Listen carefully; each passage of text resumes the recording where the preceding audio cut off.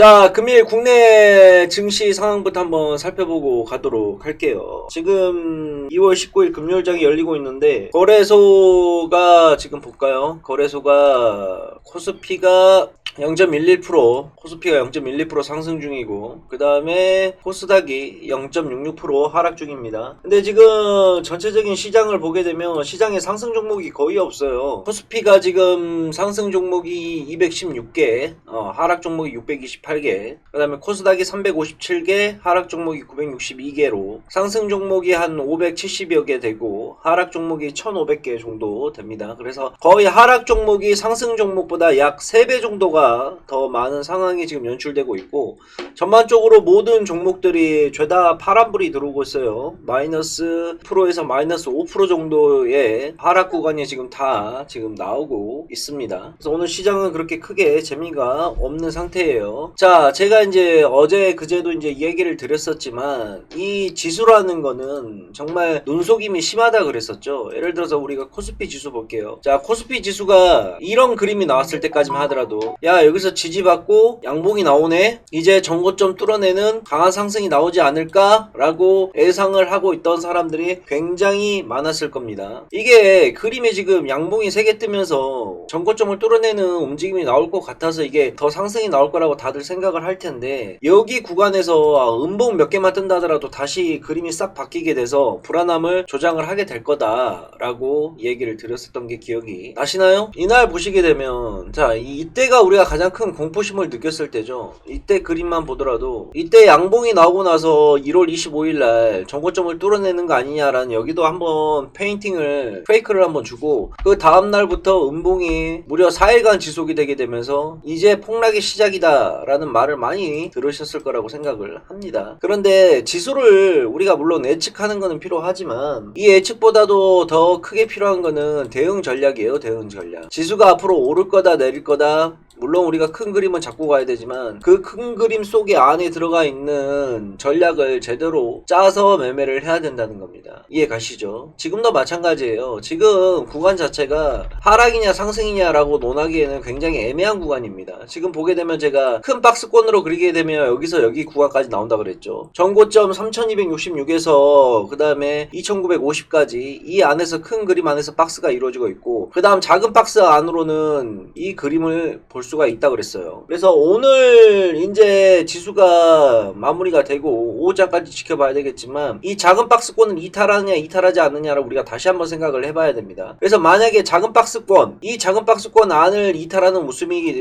빠지게 되게 되면 하락 그림이 나오게 되면 다시 전 저점을 확인하려는 이 구간까지도 지수가 더 밀릴 수가 있을 거예요. 그래서 여러분들이 하셔야 될 거는 지금 큰 그림을 보고 뭔 매매 전략을 짜셔야 되느냐 이것만 기억해 두시면 됩니다. 3000으로 만약에 밀렸을 때 3000을 깼을 때 현금화를 20% 정도 해 놓으시고 그 다음에 다시 2900선을 깼을 때는 현금화를 플러스 30%를 더 해놔야 된다 라고 머릿속으로 미리 생각을 해두세요. 저 또한 마찬가지로 지금 그렇게 모든 매매 전략에 포커스를 맞추고 있습니다. 그래서 20%가 3000을 깼을 때 20% 현금화를 하게 된다 그런다면 여기에서 무슨 종목을 내가 갖고 있는 종목 중에서 커트를 해서 현금화를 시킬 것인가 까지 미리 생각을 해두시라 그랬어요. 그리고 만약에 2900을 깨게 되면 또다시 30%를 현금화 시켜야 되는데 똑같이 현금화를 어떤 종목을 미리 두 번째 종목으로 선정을 해놓을 것인가 라고 생각을 하면 된다고 그랬습니다. 아시겠죠? 그래서 이 전략까지만 일단은 생각을 해두시고 현금화를 시켜놓은 것들은 현금을 절대 쓰시면 안 돼요. 이 현금은 언제 쓸 것이냐, 지수가 다시 바닥을 찍고 나서 턴어라운드를 하게 되면 확보된 현금으로 현재 내가 가지고 있는 종목들을 밑에서 단가를 낮춰야 됩니다. 매수가 들어가서 단가를 낮춰야 돼요. 많이 물려있는 종목들이 아마 대부분 팔지 못하고 갖고 있겠죠. 손실률이 크거나 손실금이 큰 거나 내가 쉽게 쳐내지 못하는 종목들을 갖고 있을 겁니다. 그러면 그때 현금들을 쏟아가지고 갖고 있는 종목들을 평단가를 쫙 낮춰놓은 다음에 지수 상승이 나오게 되면 지수 상승에 맞춰서 최대한 손실금을 줄이고 빠져나오는 전략, 이게 가장 유효하다고 지금 판단이 들어요. 주식 초보자분들이 제일 많이 실수하는 게 아직도 뭐 주식을 많이 오래 하신 분들도 그렇지만 종목에만 너무 매달리면 안 돼요. 종목을 컨트롤하는 게 아니라 여러분들은 여러분들의 계좌를 컨트롤해야 됩니다. 예전에 제 유튜브 영상에도 찍어드렸었지만 여러분들은 종목을 컨트롤할 수는 없어요. 왜? 여러분들이 종목을 가지고 제발 종목아 올라라 간절하게 기도를 한다 그래서 그 종목이 올라갑니까? 아니죠. 종목의 상승과 하락은 여러분들이 결정을 할 수가 없는 겁니다. 여러분들이 결정할 수가 있는 건 뭐냐? 내 계좌 관리를 할 수가 있다는 거예요. 그 계좌 관리는 결국 뭘로 이루어지느냐? 매수와 매도 버튼으로 이루어진다는 거죠. 매수와 매도는 내가 직접 할 수가 있는 거예요. 그러니까 여러분들은 여러분들이 컨트롤할 수 있는 걸 해야 됩니다. 여러분들이 하지 못하는 걸 하는 게 아니라. 이해 가십니까? 주식에 대한 생각을 완전히 바꾸셔야 돼요. 주식에 대한 생각을 완전히 바꾸지 않으면 죽었다 깨어나도 계속 도돌이표예요. 좋은 종목 찾기 위해서 좋은 종목에 매달린다고 여기저기 기웃거리면서 좋은 종목을 찾았다 생각을 해서 매수를 하죠. 올라가면 다행인데 떨어지니까. 떨어지게 되면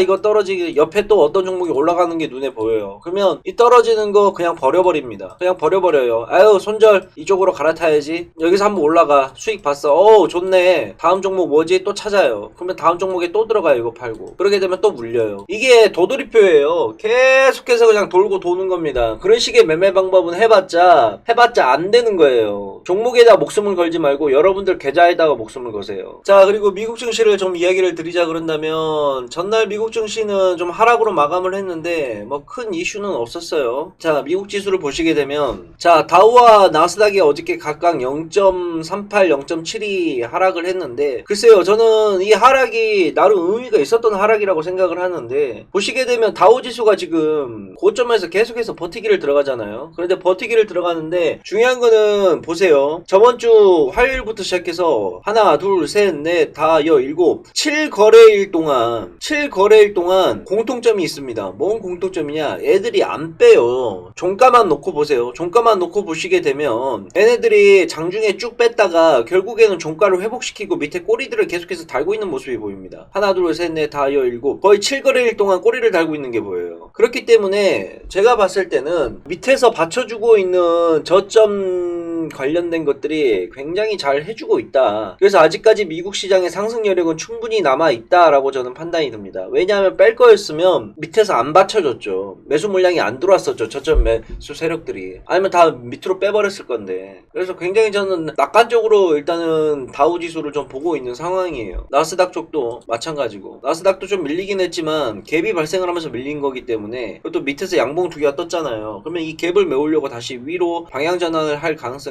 굉장히 큽니다. 이러한 저점들을 발생을 시키는 구간이라고 좀 내다보고 있어요. 그래서 미국 지수는 그렇게 상황이 나쁘지 않다. 미국 증시 상승 요인을 잡아두고 있는 가장 큰 게 어떤 거라 그랬죠? 바로 여러분도 잘 알고 있는 미국의 국채금리가 상승이 되기 때문이에요. 왜 미국의 국채금리가 상승하는데 주식시장이 어려워지는 걸까요? 왜 방해 요인이 될까요? 라고 하시는 분들을 위해서 제가 좀 정리를 좀 해온 게 있는데 이거 정리한 걸 좀 같이 보도록 하시죠. 금리 인상이 되게 되면 왜 은행주가 수혜를 받느냐? 은행은 기본적으로 에이데드 마진을 통한 순이자 이익, CD 출금 등 수수료 이익, 유가증권 등을 통한 기타비, 이자 이익 등 이걸로 지금 돈을 버는 회사예요. 근데 금리를 인상하게 되면 대출금리가 빠르게 오르고 예금 이자는 천천히 오름, 순이자 마진이 개선되어 수익성이 개선이 되는 겁니다. 자, 보험주가 수익을 받는 이유는 보험사는 이자부 자산, 채권 및 대출 자산 비중이 높고 금리가 인상 시에 보험사의 운용자산 이익률이 상승해 보험사의 투자 수익이 증가를 합니다. 즉 금리 인상이 되게 되면 생명보험사의 보증준비금 부담을 감소시켜